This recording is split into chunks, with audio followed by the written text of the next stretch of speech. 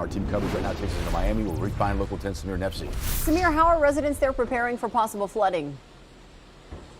Yeah, well, we'd like to say it's really the calm before the storm, but as you can tell, it's already starting to rain. We know city management across the area are already preparing and attempting to mitigate any potential flooding risks. Across South Florida,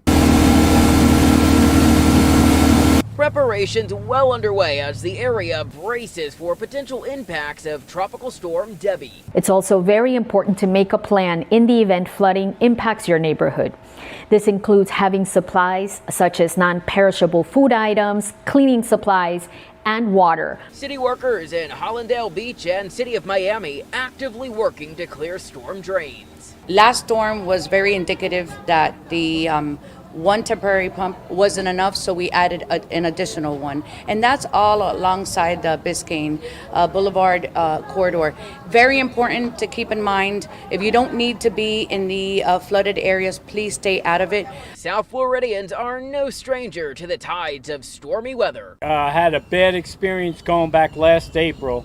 It was very bad. We had 22 inches of rain come above the garage and in the house and destroy everything. George Benito, just one of the many Broward County residents bracing for potential flooding impacts near Fort Lauderdale's Edgewood neighborhood.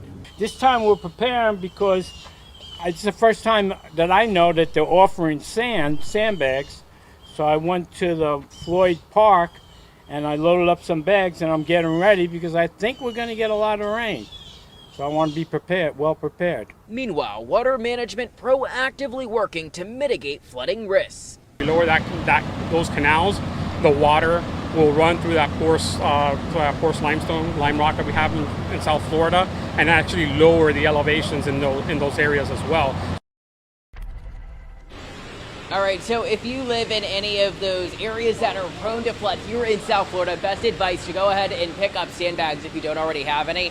And if you need distribution locations, you can head on over to local10.com. We have a list compiled for you there. We're live in Miami. I'm Samir Nefsi, Local 10 News. All right, Samir, stay dry. Remember, you can stay on top of the tropics. Just download our free Max Tracker app. You can find the latest models there, along with detailed information about any storm we're tracking. Download it now on your smartphone.